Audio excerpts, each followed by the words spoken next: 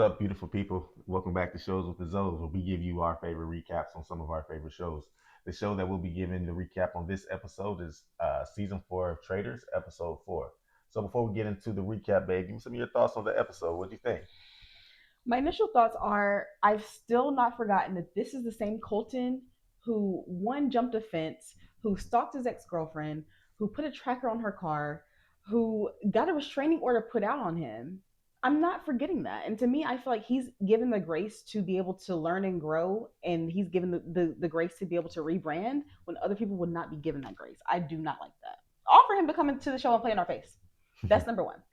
Number two is I'm noticing that there's a pattern with some of the people who are being eliminated, whether it's by banishment or by murder. So first, of course, we have Portia. hmm We'll get into who was eliminated tonight, but I'm noticing a pattern and I don't like it. Definitely an unhealthy pattern. My initial thoughts after seeing the episode, fresh thoughts in my mind is like insecurity speak loud. And I think that, especially with Colton, like you're super insecure about who you are. And I think Mm-hmm. that you were intimidated by Tiffany.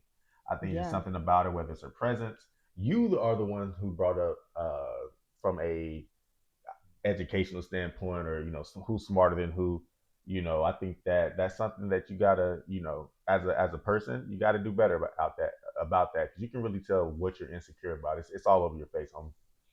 All right, so let's get into the episode. So the episode opens, they're in the forest. If you remember from last week, there were four people who were up for murder.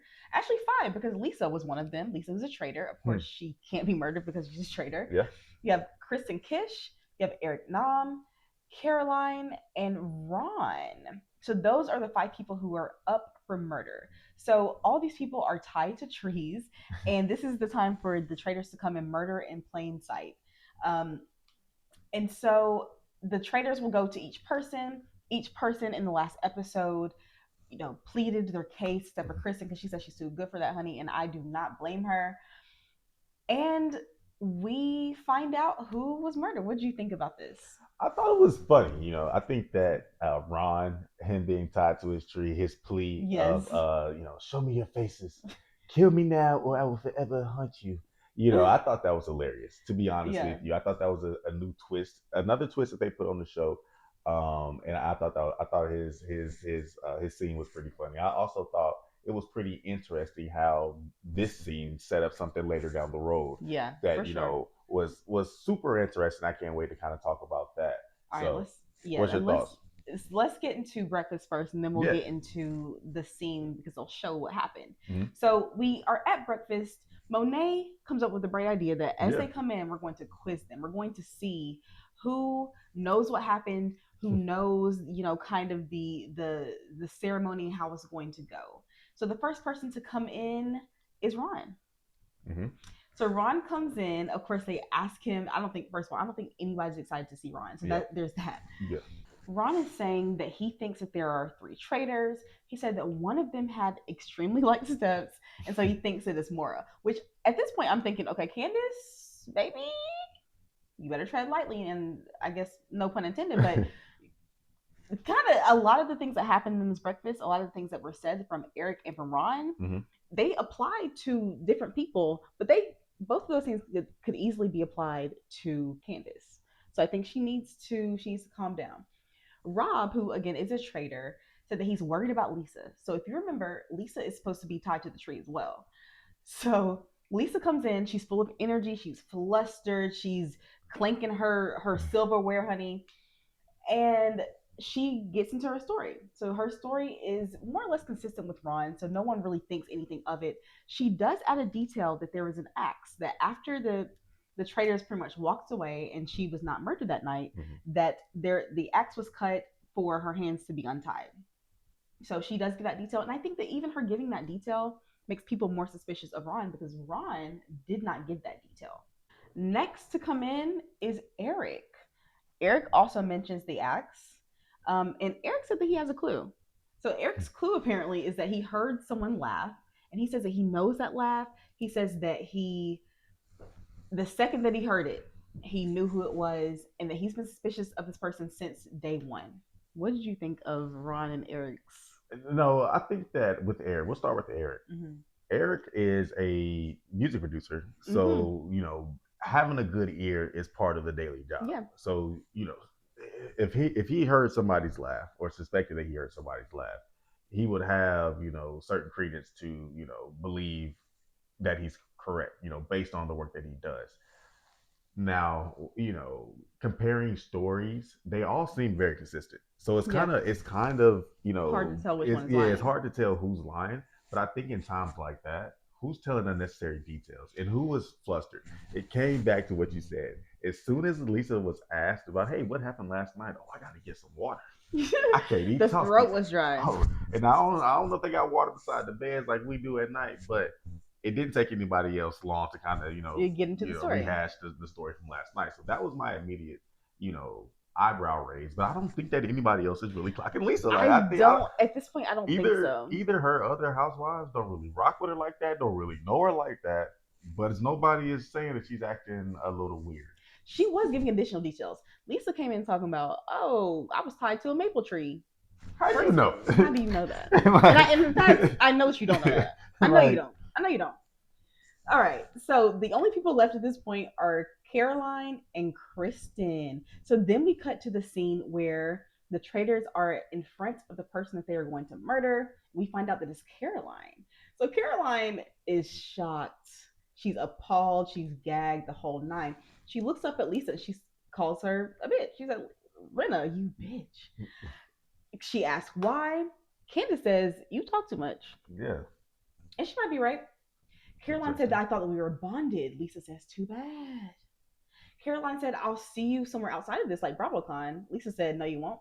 And by the order of the traitors, she has been murdered. What did you think about this? I was like, man, Lisa is ruthless. Like I hadn't Yeah. heard Lisa talk like this all season. Lisa is quiet as a church mouse at the round table. Yes. So for me to hear how vicious and how cutthroat that she can be, I was taken aback by it. I thought Candace was funny, to be honest with you. Like, why? Oh, you just talk too much. Now, to be honest, Carolyn ain't saying nothing much of value. To be honest, she ain't Caroline. really. Yeah, Caroline's not saying much of value, but I think it was funny overall. It led me to really wonder how Lisa is playing the game because a lot of her true self is being hidden, and I guess the Yeah. other housewives really don't know much about her. I guess not. I guess not.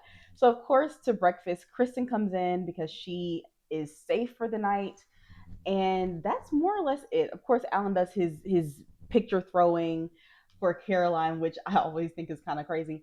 But yeah, that's pretty much how that scene ends. After breakfast, Tiffany is kind of whipping votes for Ron. And Mm-hmm. again, Tiffany is a gamer, so I'm not surprised that she's whipping votes. But I think that her doing that is putting her on some people's radar. Yeah, and not only that she's doing that, I think the conversation that she had with Colton has definitely come back to bite her in the butt, Hmm. to where she kind of gave out a list, right? Hmm. It starts with Ron, but then there's also Yam Yam, and there's Michael on the list as well, and that kind of raised some eyebrows in the game where not a lot of people are thinking two steps ahead. Somebody just focus their gung ho on one person, and until that one person is out, Yeah. they don't really move. Yeah, and unfortunately, this might be Tiffany's downfall is saying too many people, thinking too many steps ahead. So as she's speaking to Kristen, she says that she first thinks Michael, she is suspicious of Jam Jam, and also Ron. So she lays out kind of a list of how she wants to Yep. move for the traders. So behind the scenes, and unbeknownst to Tiffany, Colton is walking up in his little cardigan, honey. He's saying that he wants to take a shot tonight. So he says he wants to go for Tiffany. He says, and really the thing that made me upset about Colton at this point is that he is accusing Tiffany of doing the exact thing that he's doing, which is you're going around, you're whipping votes, you're trying Mm-hmm. to get people on the same page for the person that you think it is. And so to me, like you said earlier, I think that he's intimidated by her because again, she's doing the same thing as him. Yeah, and when you look at the people's faces that he once he initially brought up Tiffany's name, everybody was like, "Whoa, Yeah. Tiffany? Yeah. Nah, I don't know about Tiffany, Yeah. man." And he really his reasoning for voting for Tiffany, it didn't really make sense. Like I could objectively, I can't really see where he was coming from because she already has a list. Like we can't assume that everybody thinks the same. Although you are in a competition game, and any anomaly, it raises a red flag. Just because you and I don't think alike, as much as you respectfully want to be, similar, to a Tiffany. Y'all don't necessarily have the same thought Yeah. process. So, you are thinking or accusing her of being a traitor because she has a list of names I can't really get behind. Yeah, okay. So now it is time for the mission. So Colton in the car is telling Natalie and Kristen that he's going for Tiffany. Mm-hmm. Again, I have to say, this is the same thing that he's doing. So that's kind of crazy. Okay, so we are at the mission. So there are 10 effigies, which essentially are just big beasts. Their mission is to go into the woods, find spears. Once you find the spear, bring it back to a fire pit and light up the effigy. As you are lighting up the effigy, you are to say the name of one player who you want to not have a shield, which means that player is up for murder. So, essentially, again, 10 players that night are facing murder. They split into groups and are to carry out the mission. What did you think about the mission? What did you think about? I thought that I love the new gameplay, the new Mm-hmm. missions, the new hey, you really got to try. There needs to be a strategic element to it because if you crap out at the mission, you will be up Yeah. for murder at the end of the night. So I thought the new twist in the new game was pretty cool. I do think that there was a damning conversation that was had by Monet that ended up Mm, getting her murdered, and I think she put her trust in the wrong person. she did. Um, Essentially, Monet disclosed to Candace that she's suspicious of Lisa Yeah. and really didn't give that much detail. Really didn't say, hey, I'm going to come to the round table about it. It was just, hey, something is just off about her, Yeah. right? And I think that really kind of set her fate. Unfortunately, so, and we'll talk more about that as the episode continues. So, at the end of the mission, the people whose effigies are lit, and again, they will be up for murder that night, are Ron, Tiffany, Monet, Michael, Tara, Stephen, Lisa, Mora, Johnny, and Jam Jam. Colton, whose team put Jam Jam up for murder, essentially, is telling him, "Hey, Tiffany's been saying your name all day," which I just thought, ugh, Colton gets my nerves so bad, y'all. And I'm trying to hold it together, but I do not like Colton, and I have not liked him since 2018, the first time I saw him on The Bachelor. I have not liked him since then. So if you are feeling a little bit of that vitriol, just know that that's why I cannot stand Colton. But I'm gonna keep it cute. I will keep it together for the sake of this video. Okay, they're back home from the mission.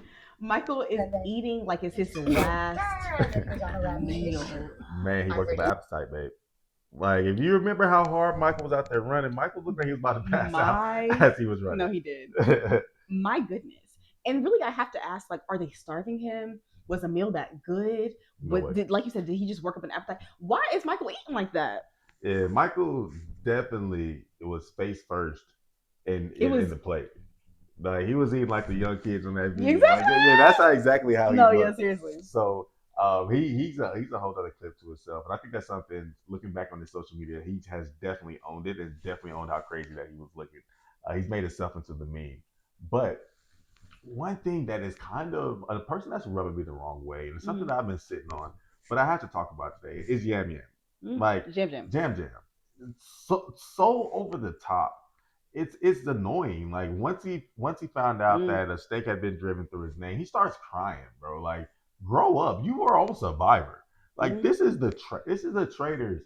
They had to pick somebody. They picked you. You've been chosen a lot. You haven't went home. So if I'm a regular faithful, I may start thinking about you. But for you to be crying and you know carrying on, like come on, sir, like grow up. Yeah, and I think that that's to your point. I think that's why Colton was kind of telling him, "Hey, calm down a little bit," because the people are suspecting him of being a traitor. Mm-hmm. So honestly, if there's hate on your name, you're probably not going to be murdered. And honestly, from that perspective, he's correct. So I that's the one thing that I will agree with Colton on. The one. All right. So again, Michael's eating like it's his last meal, honey. Also, we're seeing that the Tiffany thing that Colton has starting to catch on. So Mm-hmm. people are really starting to peddle that, Tiffany's name. The crazy thing to me is outside of Colton, who has his reasons, I guess, and Eric, who we'll see has his reasons, nobody else has a good reason besides the fact that Colton said it. Right. And, I think that this is the most dangerous part of Colton's game. He is able to influence votes. And I think one thing about it, right?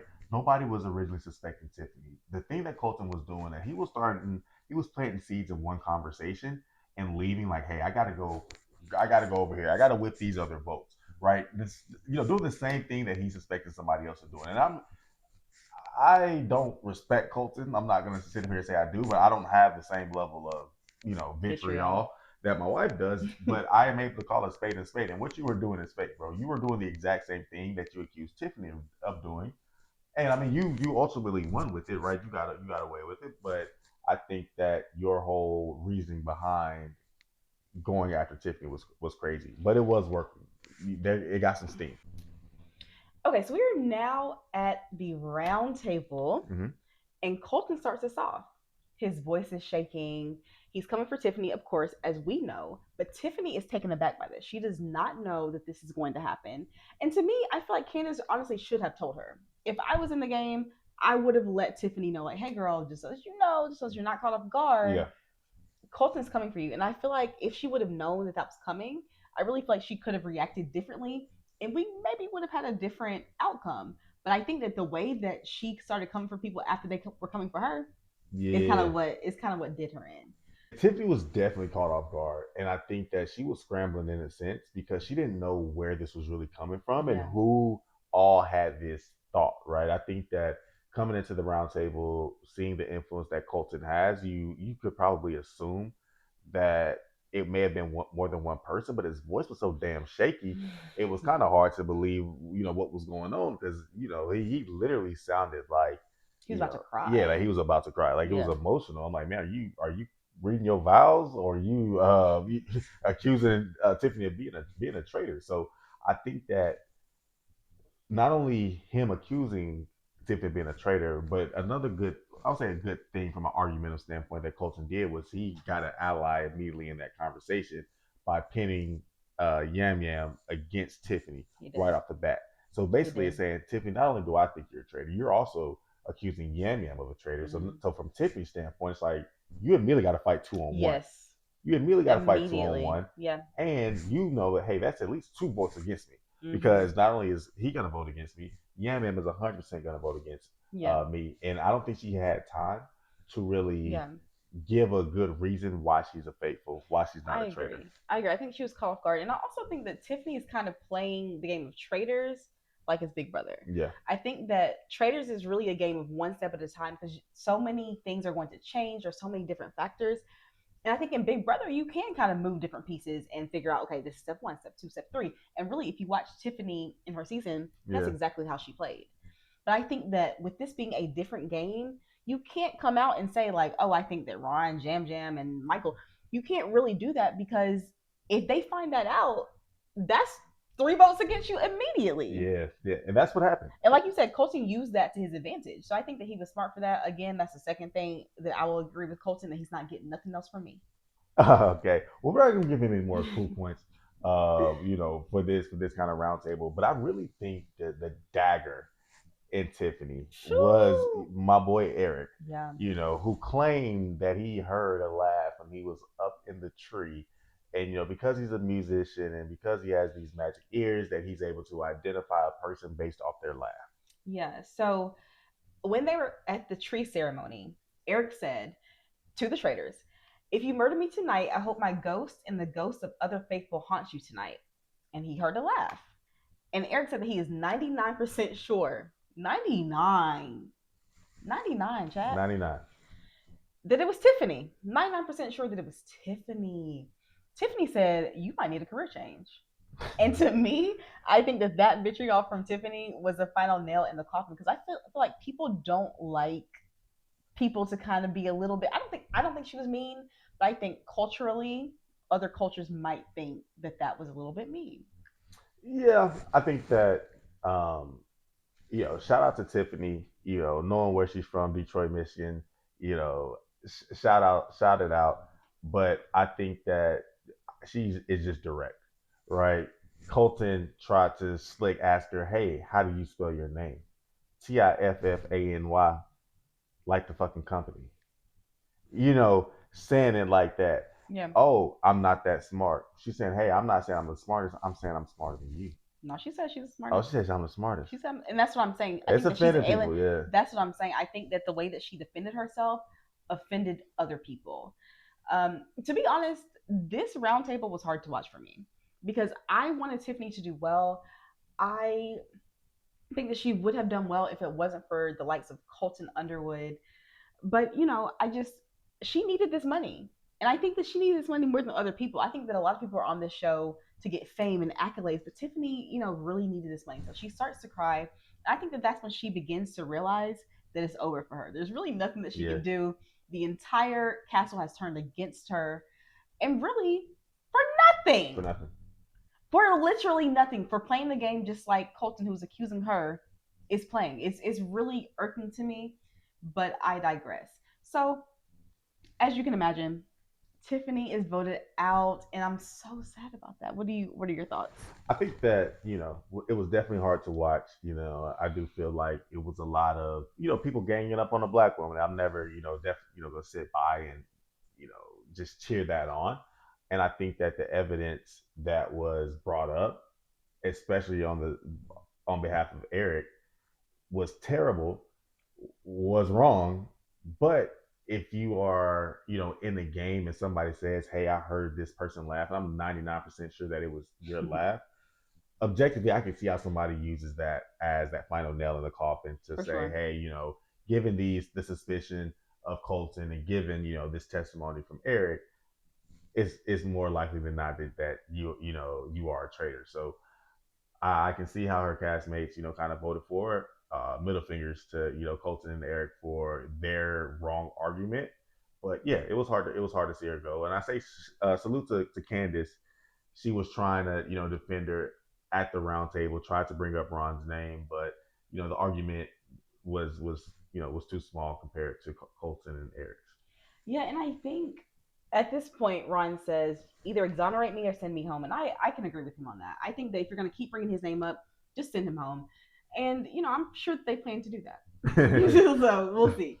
As Tiffany is voted out, she goes and steps into the circle. She said, "You should be proud of yourselves because you proved that you get what you deserve, and you did not deserve me because I am a faithful." I love that. I love that, and she's right. So after she announces what she is, I think that everybody's kind of shocked and gutted. And I think that everybody kind of realizes, like, oh, we really just voted her out just because of Colton. After the banishment, I think to me, it really becomes clear that Colton is the embodiment of a mediocre white man.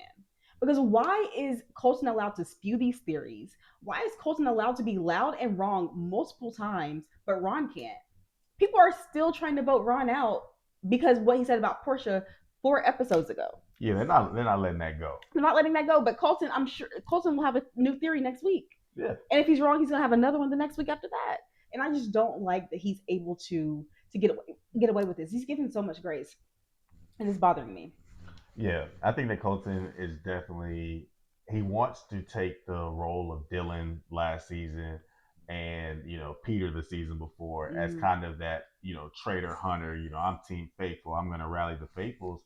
But I think the way that he goes about it is the wrong way. And I think that he has a way of isolating a certain group of people that he feels intimidated by, people that will read him for filth and aren't willing to kiss his ass, kiss the ground that he walks on. So I think that's the most kind of damning thing. But outside of that, after the round table, the first shot that we're seeing, and maybe it's on production, is Ron, coming to the defense or hugging, Colton like, "Hey, buddy, it's okay." Similar to Samuel L. Jackson character on Django. And to me, it's like, bro, pick a side, my man, pick a side because this first night you lead the charge against Portia, and after Colton has BS reasons leading the charge against a black woman, you are coming to his defense. So that's like, come on, Ron, you're right. Yeah, this is not a good showing for Ron. But we are now in the turret, and if you remember, the people who are up for murder are Ron, Tiffany was gone, Monet, Michael, Tara, Stephen, Lisa, Mora, Johnny, and Jam Jam. So those are the people that the traders are discussing at this point. Candace tells Lisa that Monet thinks she's a traitor, which was told to her in confidence. Lisa's asking, like, oh, did Mm. he, who did he say this around? Did he say this just to you? Did he say this to, in a group of people? Candace at this point says, no, he just said it, he said it in confidence. He said it pretty quietly just to me. And this is where I'm looking at Candace sideways. Talk to me. Why? Because as I said earlier, she did not defend Tiffany to the point where, she did not tell Tiffany, I should say, that Colton was coming for her. She more or less threw Portia under the bus. Hmm. And now she's allowing Lisa to kind of go for Monet. And to me, I would have, if that's my friend, I would have said, you know what? He did say it, but I think other people heard it. So it's like you're telling Lisa, but at the same time, you're protecting your people. I think that the way that you win traitors as a faithful, traitors as a traitor, is you keep your people. Yes. She's allowing all of her people to leave. So at the end of the day, who's going to be there to defend her when Colson ultimately comes for her, which he will?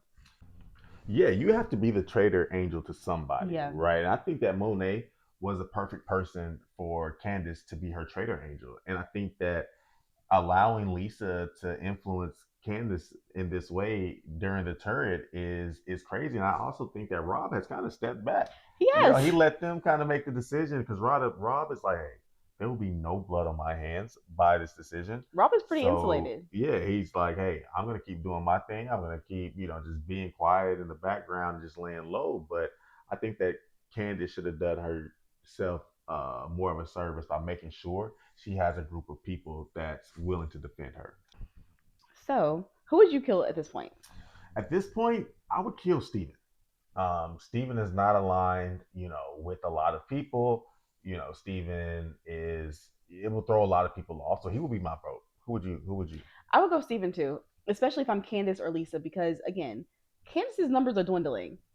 And Steven really is kind of a number for Rob. So to me, it's like, okay, I've gotten rid of, I'm getting rid of my people. You have to come up off of a number as well. So Steven would be my vote. Okay. Well, we will see what happens next week in episode 5. But thank you for watching. Don't forget to comment, like, and subscribe for weekly updates and episodes on the Traitors. Thank you.